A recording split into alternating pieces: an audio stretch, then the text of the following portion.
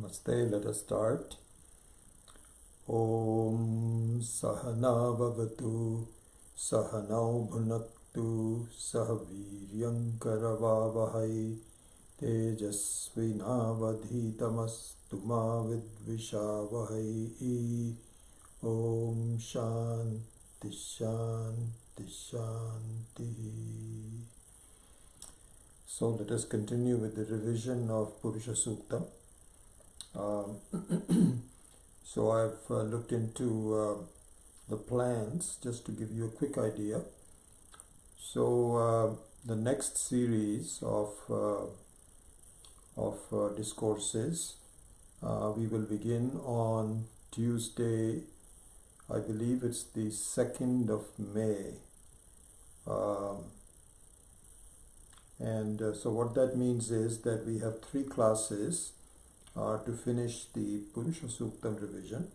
So today is the 13th, 20th and 27th, and it's possible we may not take all 3 classes, in which case we might take a 1-week break, but I've resolved that the new series, which I'll tell you about later on, we will begin in the first week of May, the Tuesday. I believe it's the 2nd, I'm not sure about it, maybe 4th, I'm not quite positive. So that's the plan, and I think that we will have enough time to really look into these revisional points at some depth. Although I won't belabor it, I think we've pretty much done it. This is more of a revision. So that's the plan that we go forward. So let us look into the, I think you have the list of points in the revision that I'd sent to you, I think 83 points.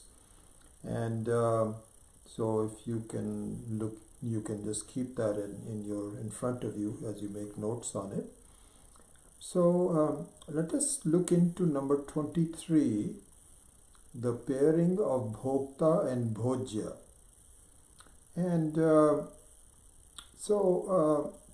this is very similar to the point brought up in point number 21. So this appears in the 6th verse. Tasmat yagyat sarvahutaha sambhritam prishadajyam. So this is the point about the sambhritam prishadajyam. So prishadajyam means cause and effect, milk and yogurt.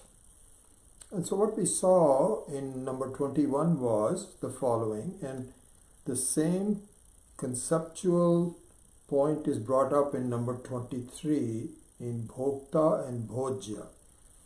So here the Karana Karya, directly pointed out by the Shastra as Prishadajyam, is also commented on by Swami Maheshananji as a Bhopta and Bhoja. So let's look into that just a little bit more. So what is being said is that it is not very fruitful to investigate the cause of things happening in your life.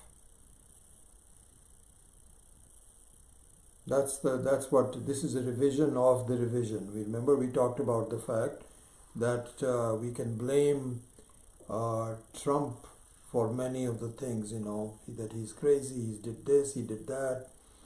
But we keep forgetting that we were just as crazy to let him in.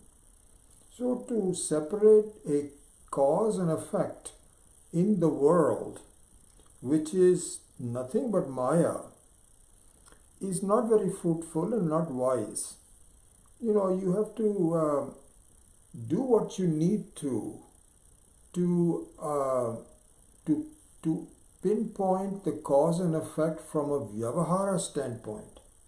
Like for instance, supposing you have a disease of some kind, some symptom has come up.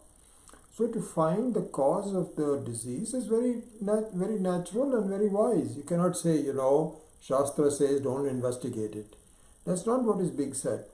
But I think that if you were to keep on investigating the cause of your problems in life and so on and so forth, you're never going to be able to find it.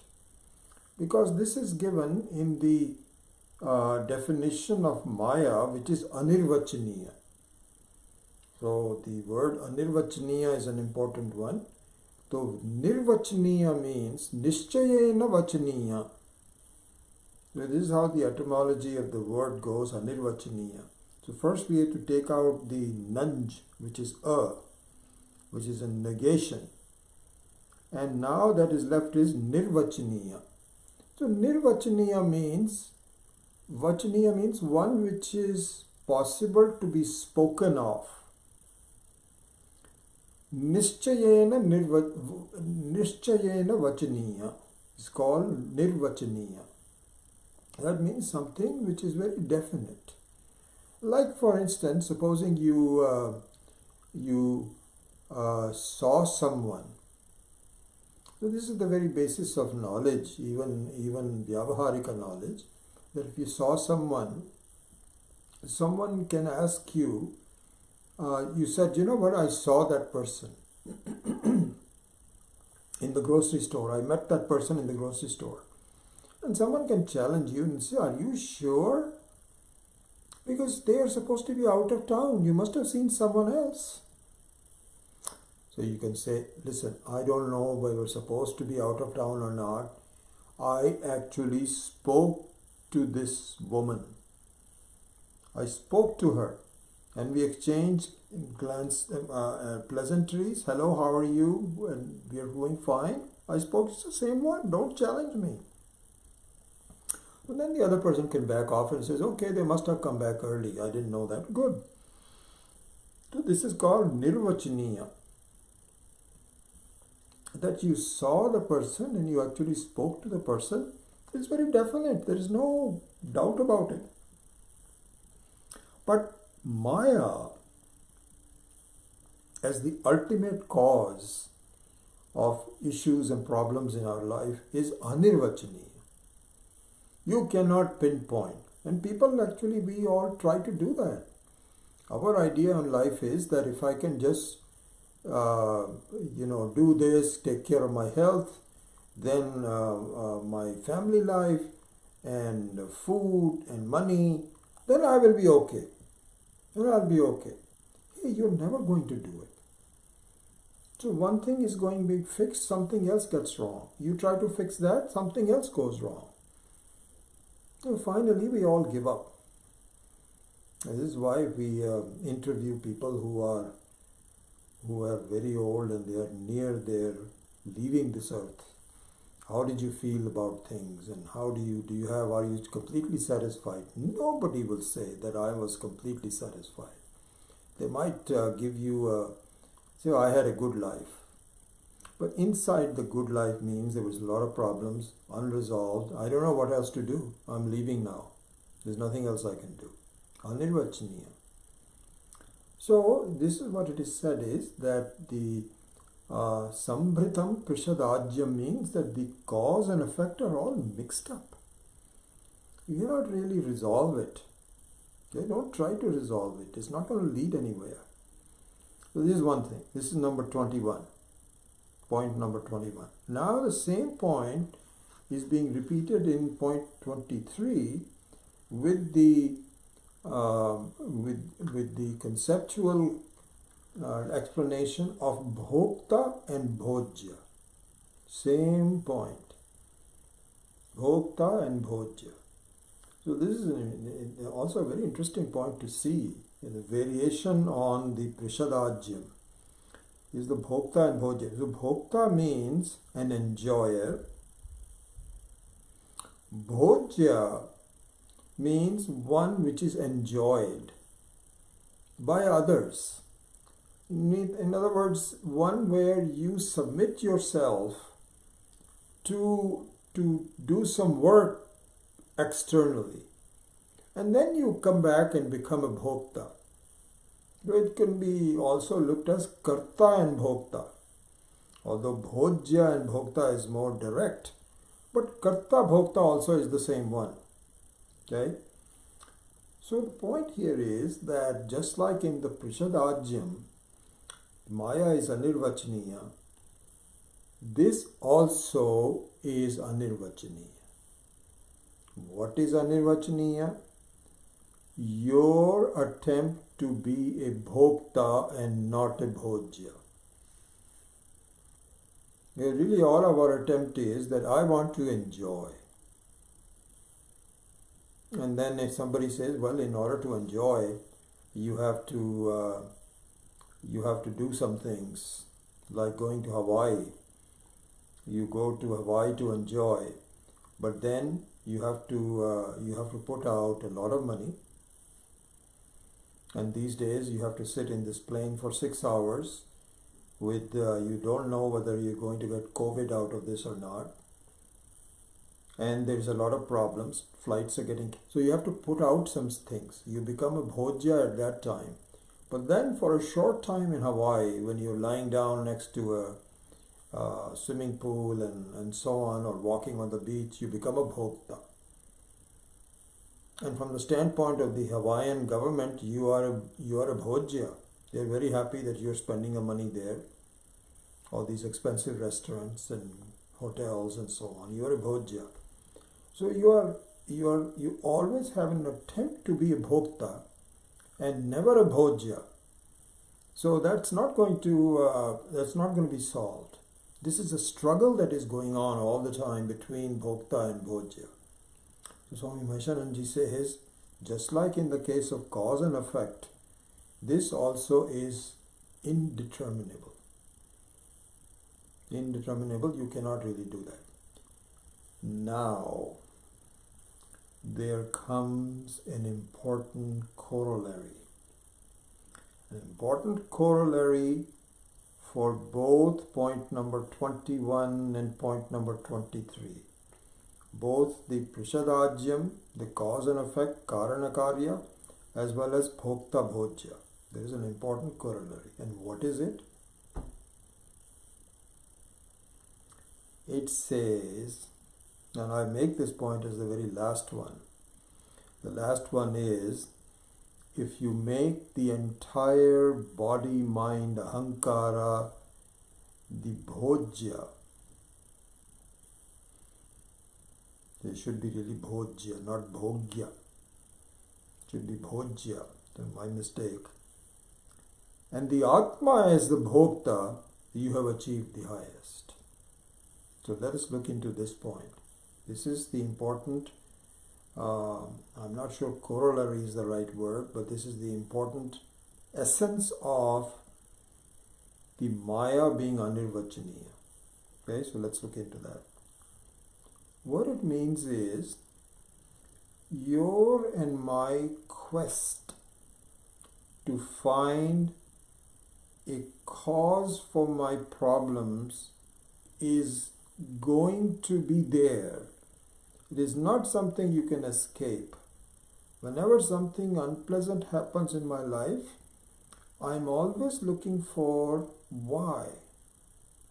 That you cannot give up. You cannot say, I'm so confused, but I'm very happy about it. It doesn't matter, it's okay. You can't do that. Your mind is going to say, find a cause for it. You're an intelligent person, look into it. And so the quest for us to find a resolution to our problems in life is never going to go away. So what needs to happen, however, so now we are talking in a very interesting tongue. On one hand, we say that the quest to find a resolution is never going to go away.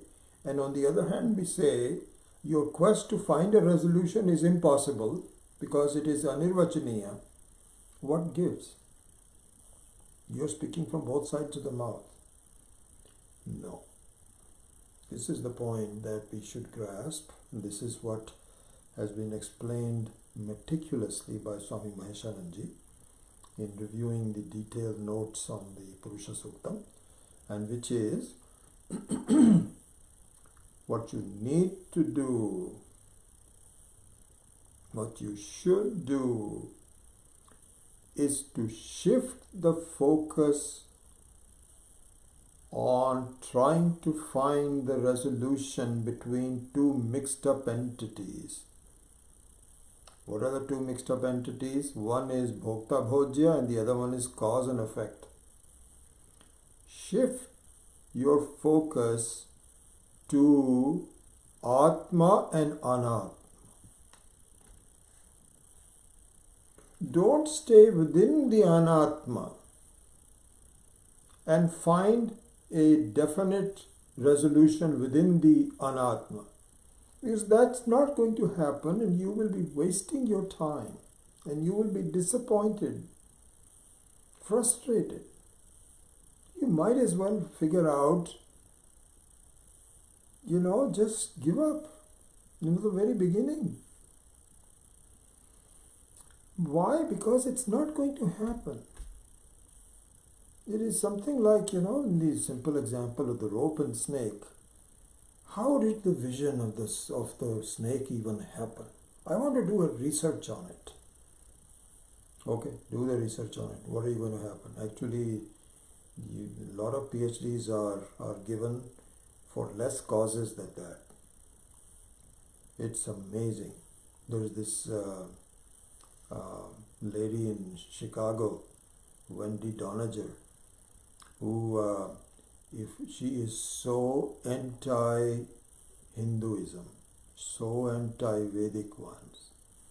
That's where she has sort of shone, she has shined her, she has made her career out of it, that I am told, I don't know if this is a fact or not, this is what second hand, from Rajiv Malhotra and other people, that if you are in the graduate school of religiosity at the University of Chicago and you propose to do a PhD on finding another fault in Hinduism, they will accept you as a student right away.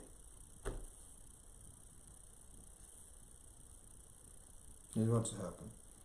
So you just come up with some thesis because the Wendy Doniger, who's the head of the department, already likes it, and this makes it even better for her because it confirms people that have questionable ideas. What they need is company. Swami Dayananji used to say that. He says, if you are drinking, if you are alcoholic, you always want company. Why? Because you're doing something not right and you feel uncomfortable about it. And so if you have 3 or 4 other people who are also doing the same thing, you find some solace in doing that. So it's something like this. So it's not possible. You cannot really find the solution. Instead, what you should do, instead of giving up which you cannot, as we mentioned before, what you should do is to shift your focus not within the Maya, but outside of Maya. How did the Maya begin to begin with? So you keep on doing research on just the snake. What kind of snake did I imagine? And I wonder how did the colors of the snake come about? By the way, the same thing is true in the analysis of dreams. So as you must have heard that our friend Sigmund Freud from Germany, he had made a lot of theories about why you have certain dreams. And it's all sexual of some kind or the other. Anyway, whatever he was saying. And so there was a lot of analysis of the makeup of the dream.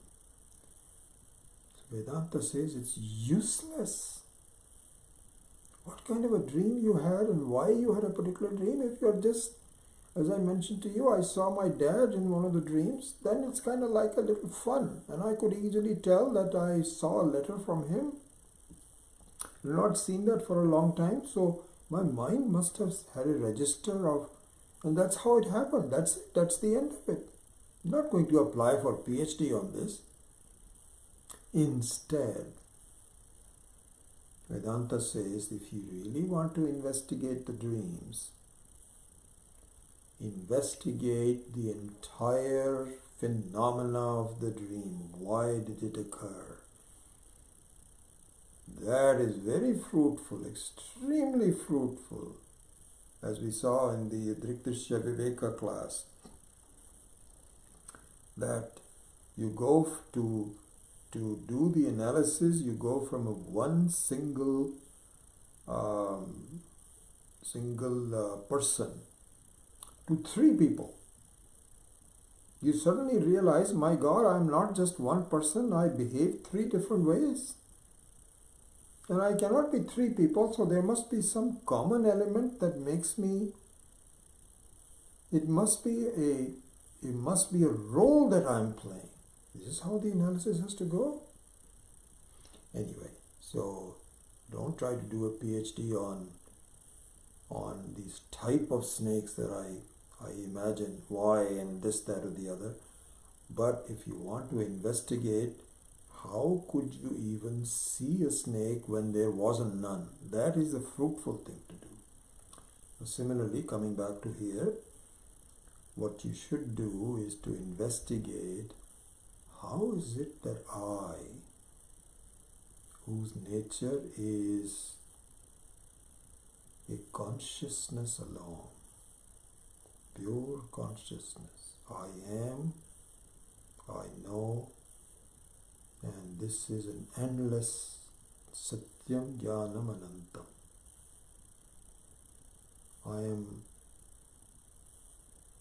I don't need anything to be. I am the very beingness itself.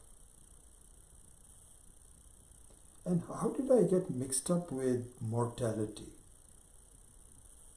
My nature is immortality. So it says, if you want to investigate, direct your investigation into how is it that immortality becomes mortality. And we will help you with that. You may not give, there is nothing new that you will find out that we have to give you a PhD. This has already been done. But you are hurting yourself by not doing that analysis. And that there is no sambandha between mortality and immortality. It is Advaita, not Dvaita. All of that needs to be done. So anyway, so the end result of the Bhopta Bhojyam is that if you want to do that analysis, then turn your entire body-mind complex in the service of the Atma. Let the Atma be the Bhopta, not one of the Anatma sections to be a Bhopta. Because one of the sections of the Anatma as a Bhopta is not going to last. You may find this is exactly what happens in our life. You know, for a while you have you have been cooking meals for the last hour or two with cutting vegetables and this, that or the other. Then you sit down to eat, you enjoy. Very short-lived. You enjoy for 15 minutes, 20 minutes, that's it. Then you have to wash dishes, becomes a Bhoja again. So the Bhoptapan within the Maya is not going to last. But if you were to now dedicate your entire life's mechanism into understanding the real Bhopta, that Bhopta is unlimited. Doesn't have any time limits. So that's the point that is being made. So I thought I'd spend a bit more time. Now I'll go more quickly. I won't spend as much time. Excuse me. All right, number 24. So in terms of the the rest of the verse number 6 of mantra number 6, which is Pashu Gasta Chakre Vayavyan Aranyan Gramyaschaye. So here Swami Maheswaranji pointed out that the Aranya and Gramya, the forest dwellers and the city dwellers, is a symbol of the two lifestyles. And just, obviously spends a lot of time doing this. So I would jump to number 27. So I said Vaidika Drishti Upayoga Pradhanam Nivritti Pradhanam Avaidika Drishti Padartha Pradhanam Pravitti Pradhanam. Okay, so the point about the city and the village, the village or the city, one and the same really, and the forest is brought out in Pravritti and Nivritti. So the entire Vedic marga, the path to happiness in life, is Nivritti Pradhanam. So this is the Praptasya Prapti. You already have everything that you need to be happy. You don't need anything more. What you need is to recognize it. You are not giving. You have enough wealth. You just have to claim it. That's the point. So Nivritti doesn't mean withdrawal from pleasures of life. That's not what the Vedas said. What Nivritti Marga says, which is symptomatic of Aranya. Aranya means withdrawal in the forest. So this is exactly what happens in the 4 ashramas of the world. So you have after the Grihastha. So the next one is so then after that you go towards sannyasa. Vanaprastha. Vana means grama. Vana means forest. So Vanaprastha means one which is established in the forest. What it means is that in life, towards the latter part of the life, you should discover the joy of just being yourself. That is the fundamental thing. Instead, people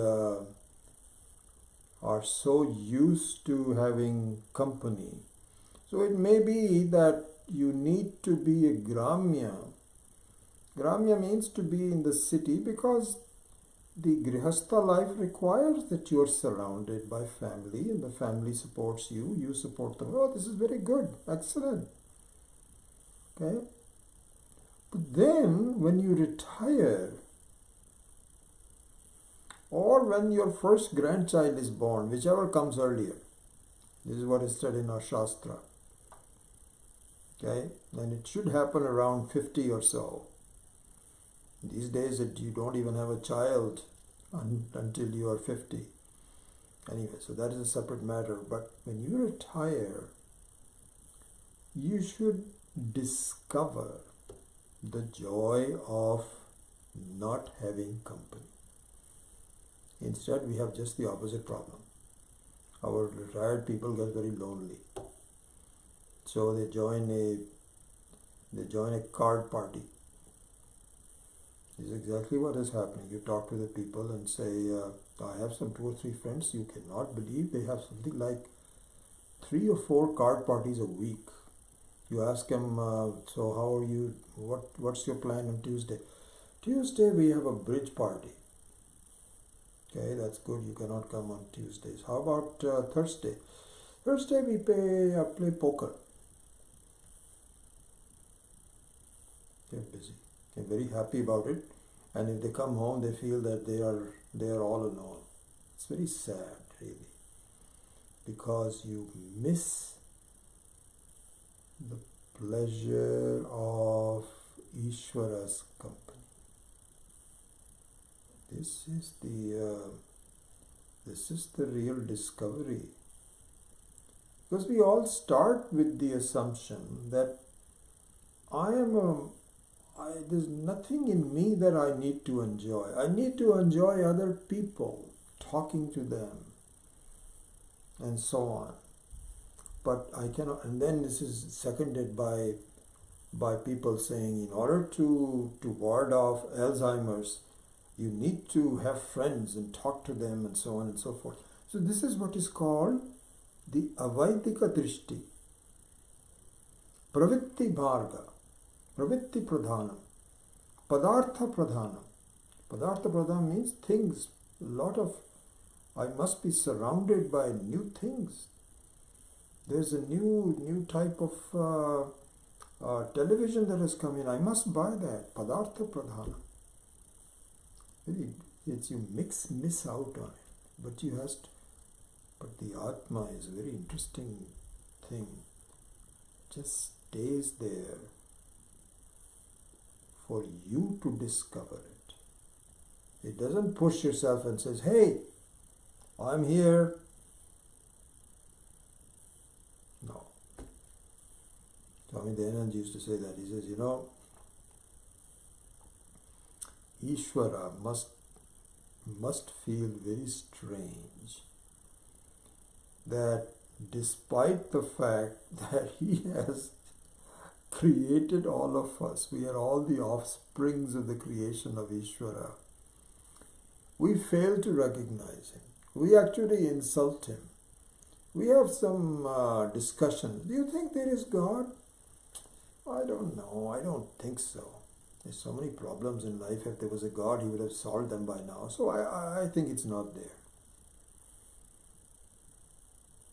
Or people can say, well, I don't have the time to look into that. Let's do something important. What is the point about looking for Ishvara?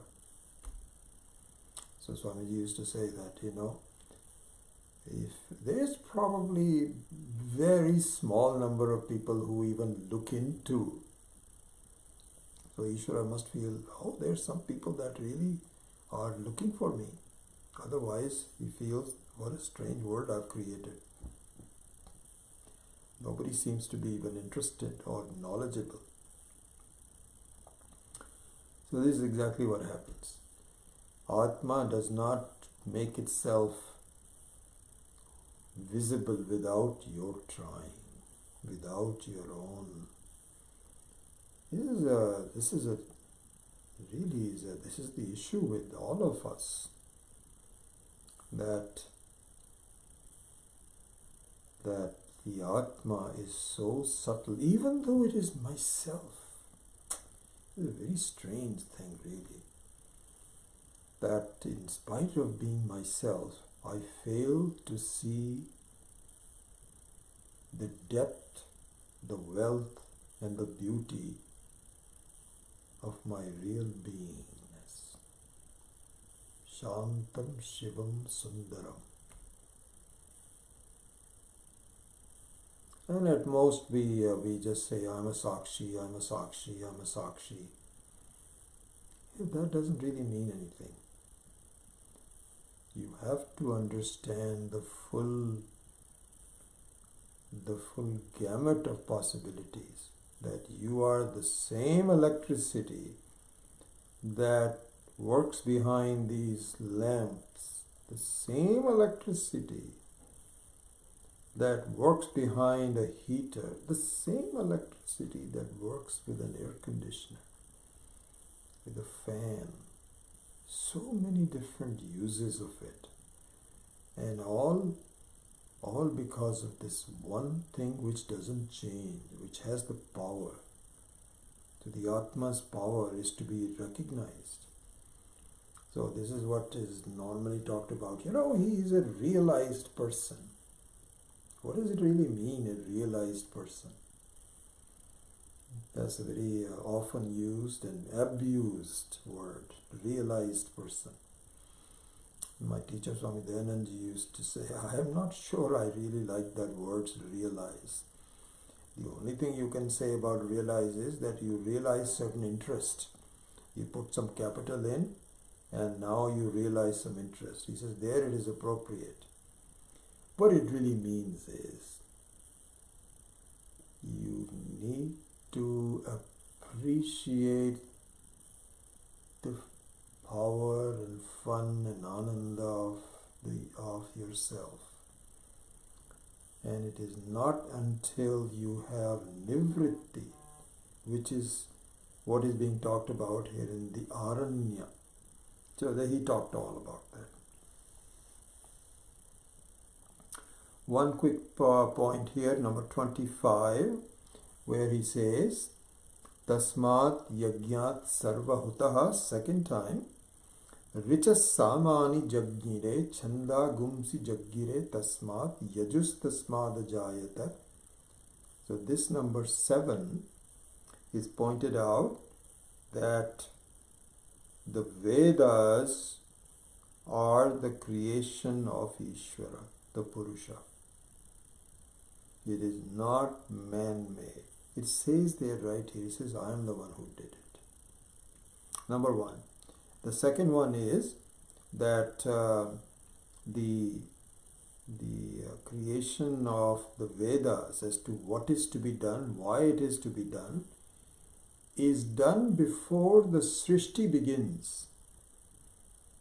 So the point here is, just like in the case of adults, you should not give instruments of enjoyment to the children until you teach them how to use it. Otherwise it becomes abuse. So that's the point about the second one.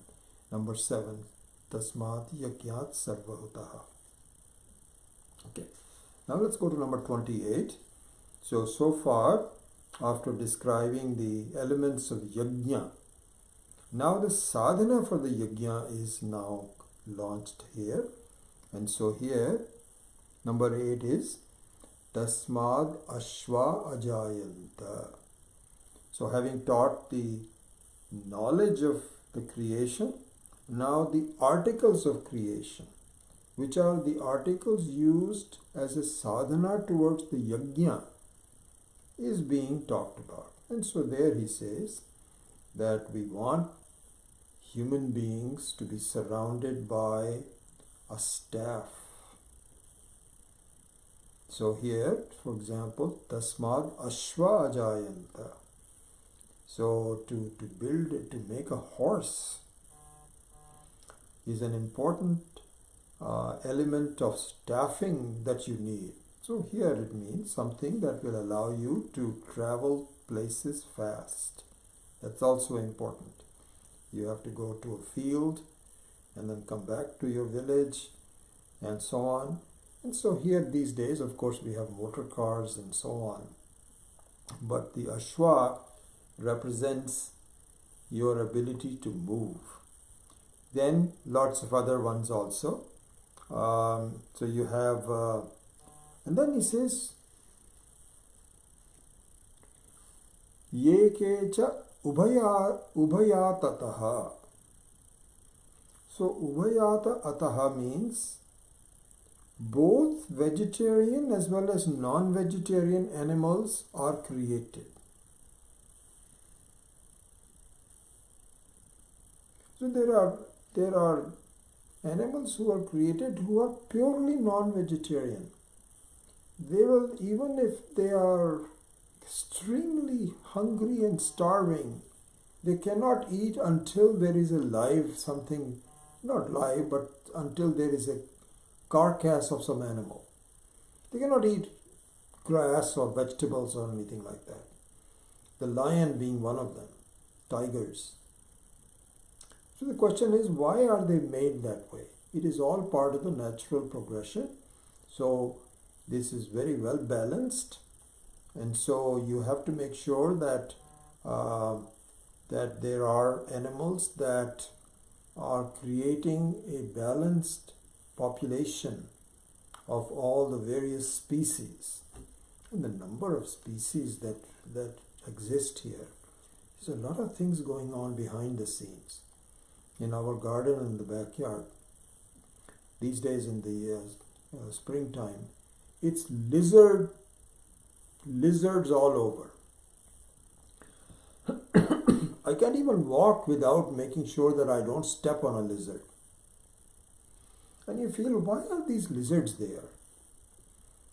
Because there are lots of other small bugs that are moving around, and they will become such a nuisance. So Bhagavan has given lizards.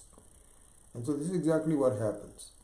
You have snakes, you have rats, you have cats, you have dogs, and there is a whole plethora of animals. And the animals, interestingly enough, are either vegetarian or non-vegetarian. Remarkable, really. And what you find is that the vegetarian animals...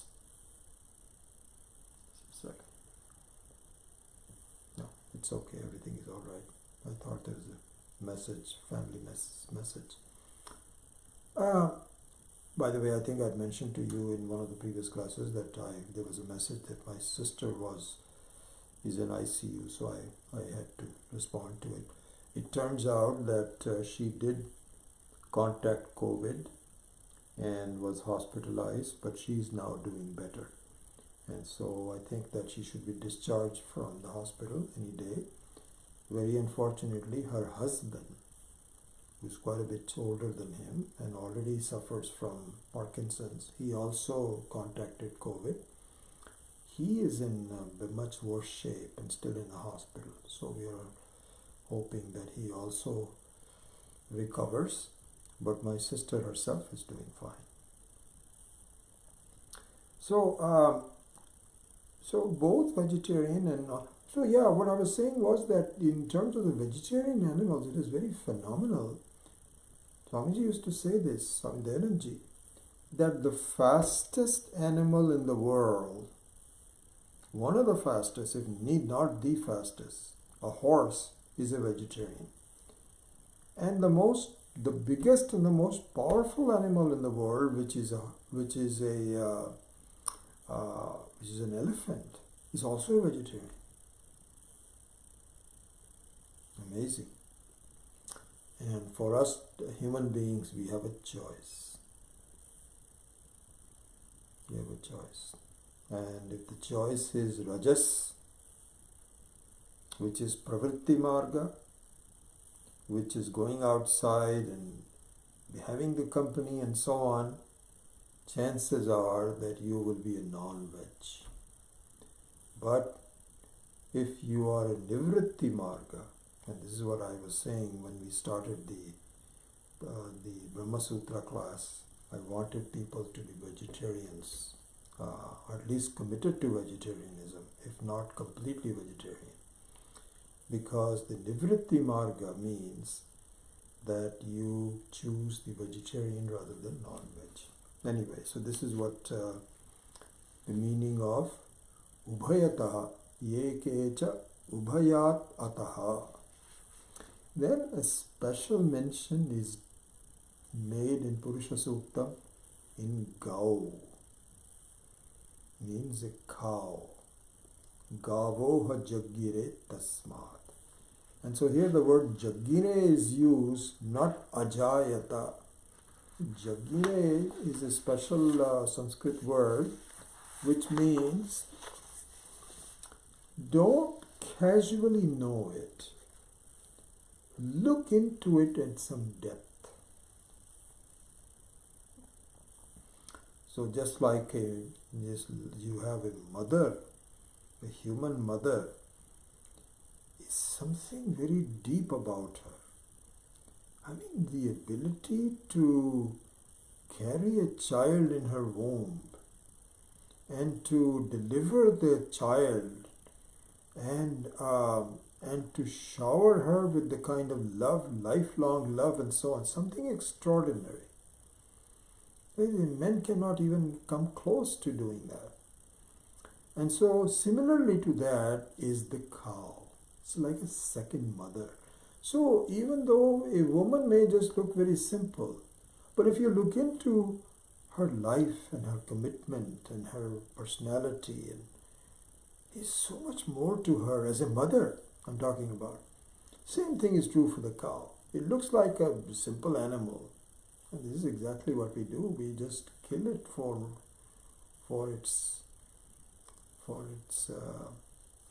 make a meat out of it. But there is so much more to a cow, and how she is the epitome of a motherhood in animal kingdom. How dedicated, how gentle she is. Your and my mother may actually get angry from time to time because she's a human being. But the cow never gets angry. It's even better than a human mother. Anyway, so the cow is specially talked about. Then we go to point number 30 or verse number 9. So the verse number 9 was,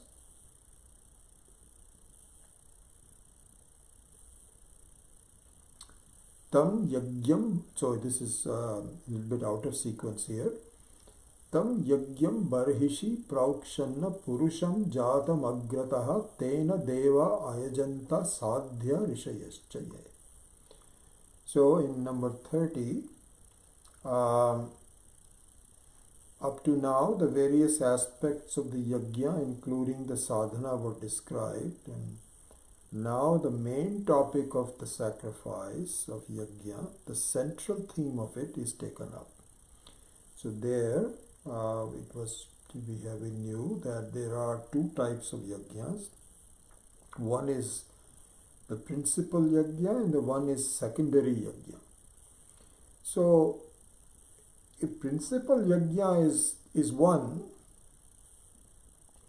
without which the sacrifice cannot be done.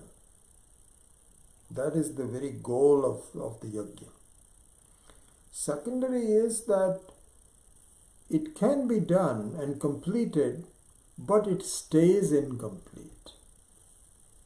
So the number 30, like I said, in number 32 is a good example by Swami Maheshananji, that really in Raja Yoga, Samadhi is the principal objective. Meditation, just removing all chitta vritti nirodha. You're removing all the thoughts and just enjoying yourself, discovering the beauty of the self in a meditation. That's what meditation is really all about. It's a way for you to understand you don't need. See, that's the difference between yoga and bhoga. So bhoga is pravritti marga and yoga is nivritti marga. So in a bhoga, you enjoy foods and other things. The enjoyment is the same, you still enjoy. And yoga is you have the same enjoyment just by yourself without any food or other instruments of enjoyment. So the principal objective of a yoga is samadhi. But in order to get there, you have the Ashtanga Yoga. So you have all the eightfold ones, yama, niyama, and all of those kinds of things that you have to do. And so you can actually do yama very well. You can do niyama very well, pratyahara very well. And all of that you can do. But you haven't reached the goal, which is samadhi. Similarly here also, you can do you can do a yajna with giving various dravyas to the devata, but they remain unfulfilled or limited. They may be fulfilled for a short time, but they are limited by time. So, as I said in number 34, that in the secondary sacrifice, just the pashus are given up. Pashu means that some something which is limited. Here, an animal, it's called an animal sacrifice, is given up, or some dravya, other dravyas, ghee, etc., is given up. But at best, there is a loosening of pratibandha, but strings binding a person remain. So you might say that, may I be happy for a while, that you will be granted. But if you say, may I be happy forever, then that particular yajna is inadequate. You need to do something more than that. What do you need to have to do for that? You have to resort to the principal yajna. The principal yajna is, you have to give up your jivatva, your ability to wake up from this dreamlike existence that I am just this body.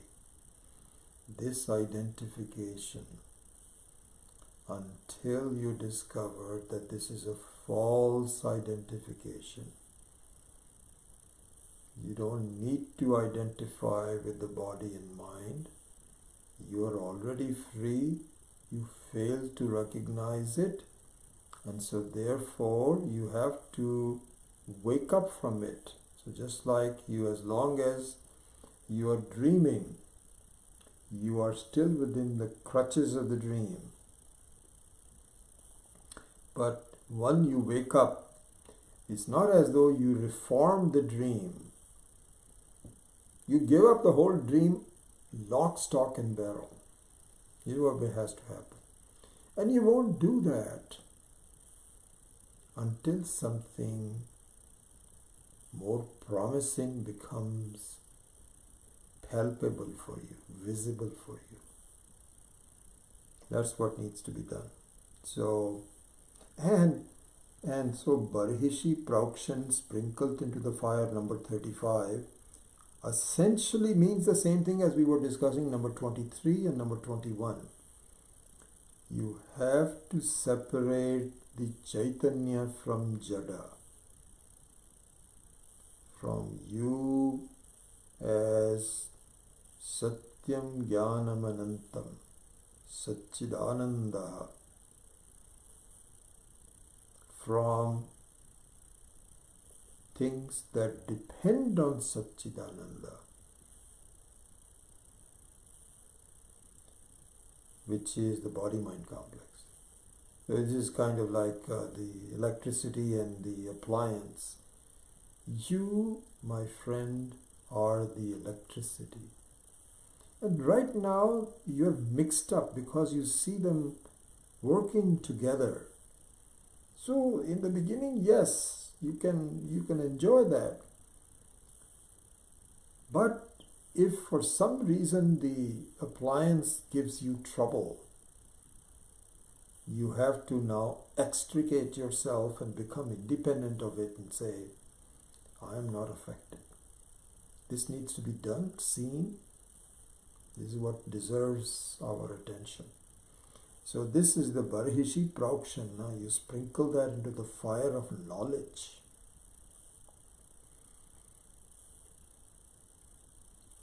And the fire of knowledge is an internal fire, not an external fire. Number 36.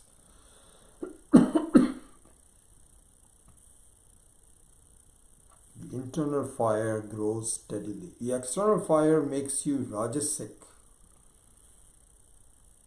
You're excited. And to a certain extent that's inevitable, because when you succeed at something, you're excited about it. But that excitement, that fire of pleasures and so on, is not the one we are talking about. Here, this is a sense of peace, an internal fire which makes you more peaceful. Shivam Shantam Sundaram, as I said earlier. So, number 37, this giving up of, or at least the commitment to give up on hanging on to your jivatvam is behind the essence of Diksha, which is given to those who give up their own name, family, and identity and get a brand new one as Swami. And so your old name is given up, and not just the name, but your status as a householder is given up. And now you strive together. You're not instantly, as soon as you are given a Diksha, doesn't mean that you give up the very identity. That also is this is what is called Vividisha Sannyasi. Vividisha Sannyasi, there are two kinds of sannyasis, as you know, on this topic. One is called Vidvat Sannyasi and one is called Vividisha Sannyasi. So Vidvat Sannyasi means one who is Brahmanishta, Shrotriya Brahmanishta. That's a Vidvat Sannyasi. Very few. It's not easy to be a Vidvat Sannyasi. Most of the sannyasis that we see are Vividisha Sannyasi. So those are also the new Swamis that have taken up the vow that I will give up my old identity and I want to understand that I am Brahman. And I don't yet have that, so I want to have it. So this is the pratigya. This is the promise of giving up the jivatvam.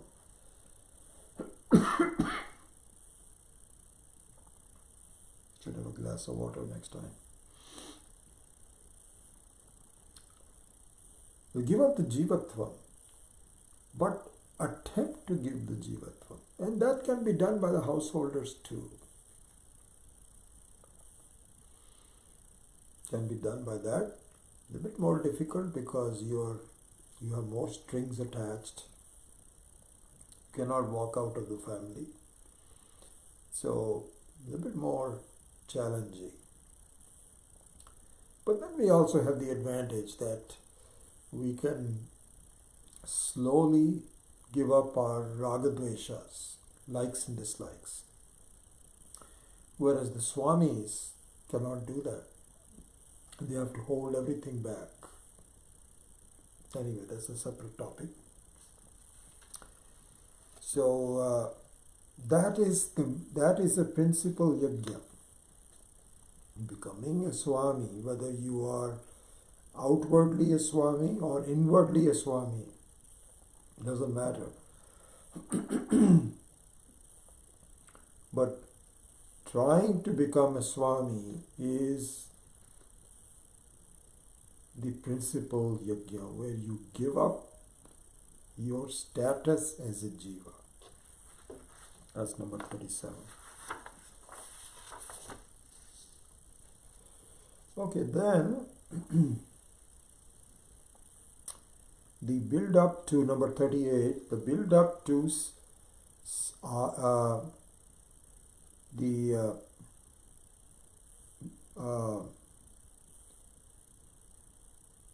build up to the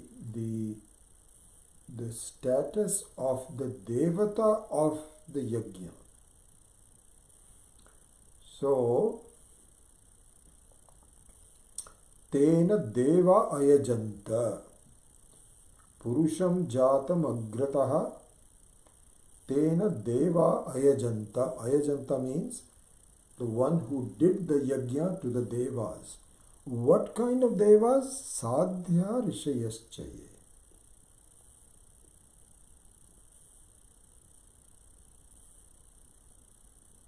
Okay, so this is an interesting point. Let us look into that.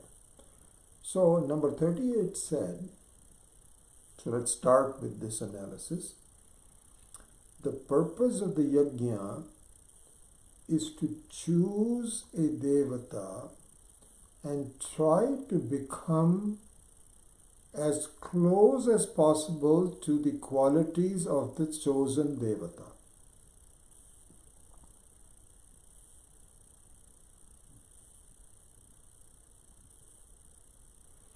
So for instance, I'm looking for, some of this is still not arranged very well. I just went through sequentially.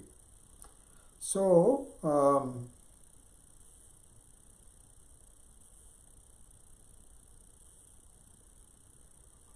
I'll come to that later. Let me just continue on with this. Otherwise, I have to rearrange this. So to try to become like the chosen Devata, that is the goal of a yajna. The goal of a yajna is that, so for instance, supposing you do a sacrificial ceremony for Ganesha.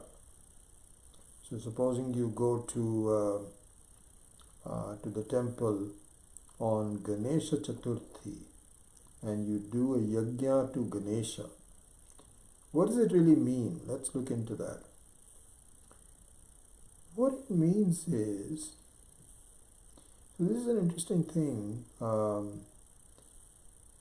We think we are praying to Ganesha. Inadvertently, coming back to the same point that I have discussed later on, so I might as well just do that now because it's come a couple of times it has occurred to me. That's the point I want to make. So, what is the reason when you go to Ganesha to the temple? Usually, you want Ganesha to remove any obstacles in your life. Very obvious. So that's what the Devata, you choose the Ganesha Devata so that he helps you to remove obstacles in your life. Okay? So this is a incomplete and inadequate example of what you want to do with the Ganesha Devata. Why? Because you always look upon, in this particular instance, you always look upon the Ganesha Devata as being separate from you, isn't it? So now coming back to the point number 38, the purpose of the yajna is to choose a Devata and try to become like chosen Devata. Now what does that mean? What that means is that like the Ganesha Devata who has no obstacles, otherwise you will not choose him. If the Ganesha Devata also has obstacles, then you won't go to him, isn't it? So the Ganesha Devata cannot have obstacles. So this is an interesting story that comes to my mind. I might as well just introduce it. Then I'll come back and close the loop on what you really want Ganesha to do for in a second. So there's apparently a real life story that when King Akbar used to have a general audience. He used to have Diwan-e-Aam and Diwan-e-Khas. And so the Diwan-e-Aam was where the general public can come there in the morning and they can raise their hand, then they ask for something to be done. Sir, my mother is very ill and I don't have any money. I would very much appreciate if the king can help me with some groceries. So the king will say to one of his people, I don't know, this is what's happened. Please look into it, and if he really needs help, please help him. So one time, while this Diwan-e-Aam was going on, there was a guy who sat there, and the king was late. So this fellow was getting, impatient. He waited there for half hour, 45 minutes. So he asked some courtier, "Hey, where is the king? How come he's supposed to be here at 7:30? It's already 8:15. I have some job to do. I wonder what is keeping." He says, "Sir, the king is praying to God. This is his morning prayer, and today there's a special time for prayer. He must have taken more time. He'll be here." So this person thought, what? I am praying to the king, and the king is praying to God. I am so foolish. Why don't I just pray to God directly? Why do I have to go through indirectly? So apparently the story goes that this person started to leave, and the king just entered at that time and asked, "Where are you going?" So he said, "Sir, I'm going to pray to the same person that you just came to pray for." Hey, that was the story about it. So now here, when you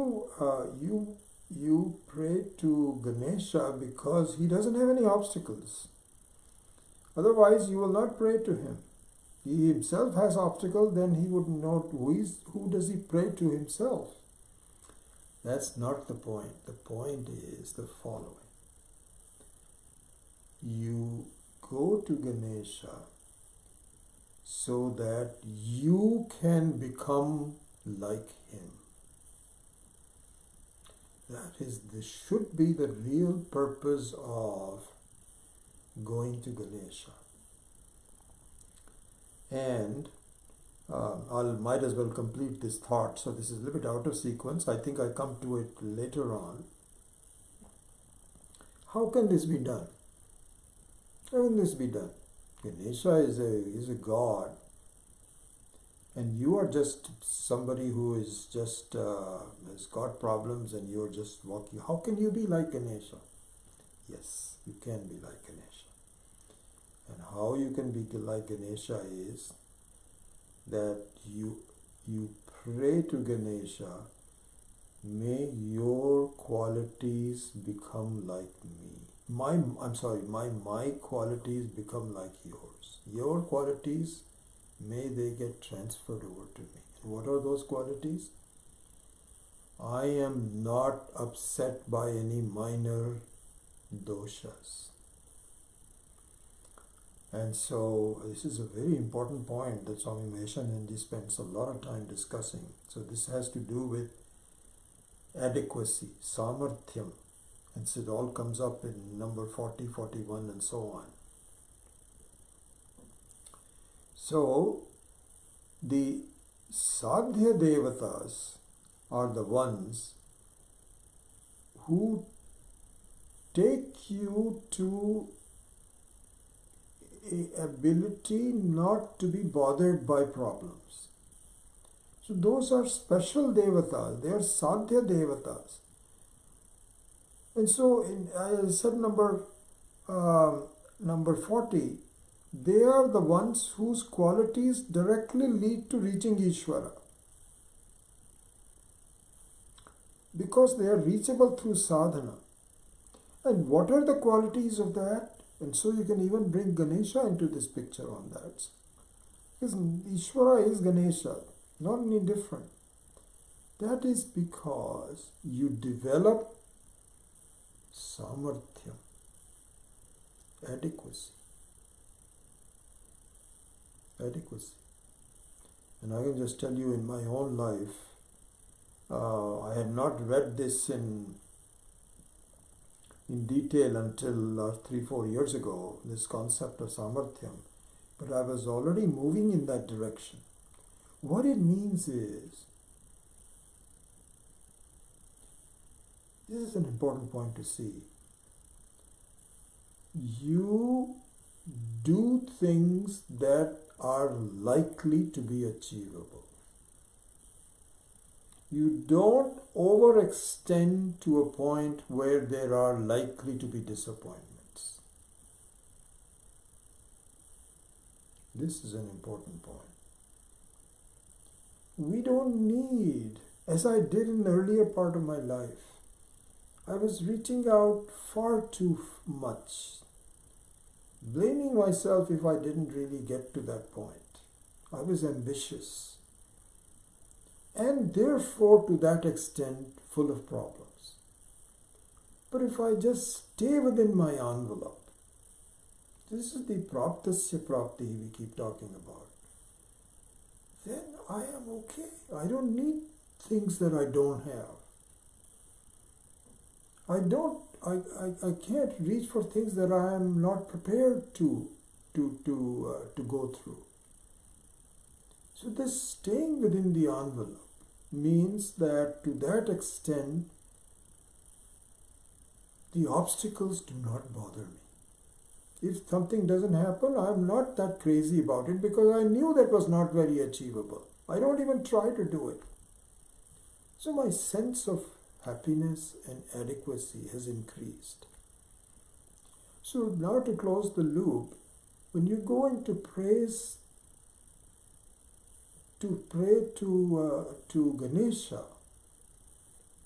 it should not be as an external thing that please remove my obstacles.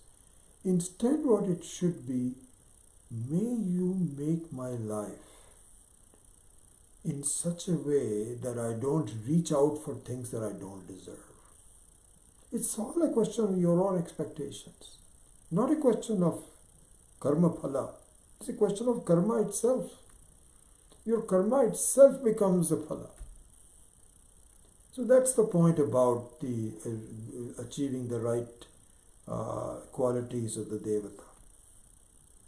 Anyway, I will now wrap up because it's already 9:12, and then next time I think we have covered up to number 41,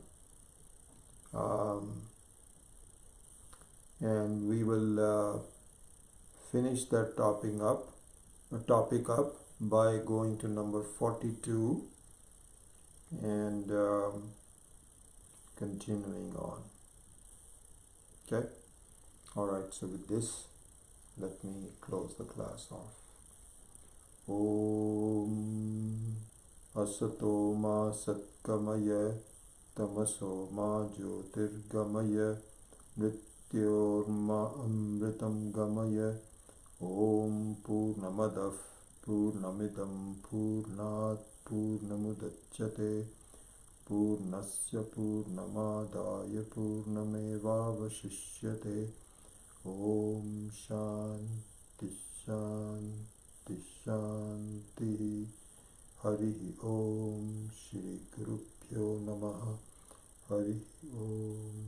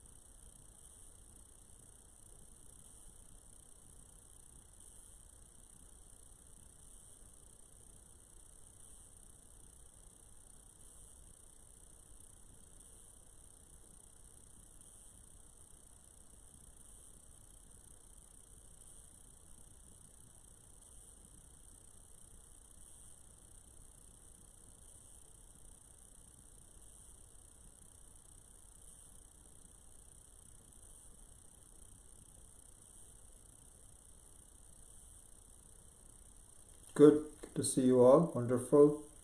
Keshav Chopra has, what is the literal meaning of samadhi?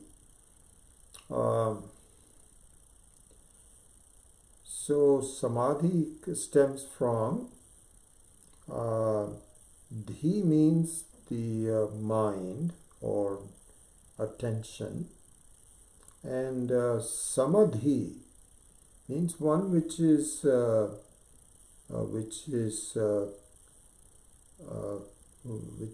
at peace, which is not moving around. So a mind which is pleased and stays within you would be the meaning of the word samadhi.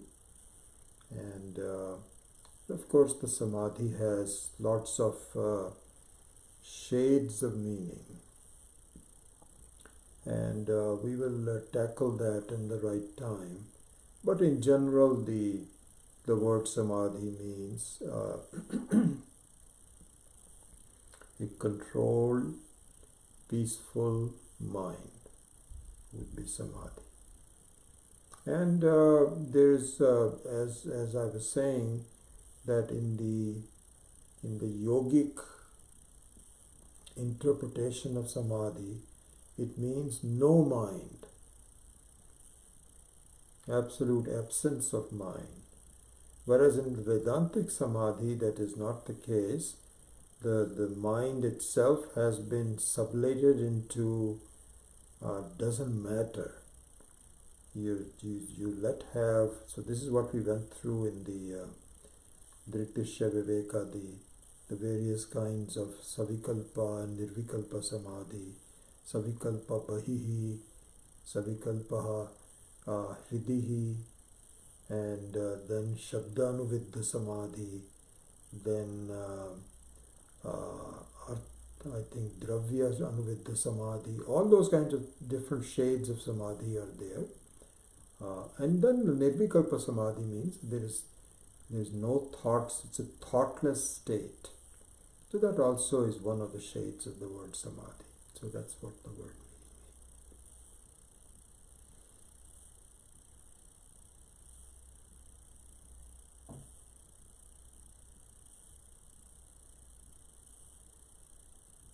Any other questions that you have?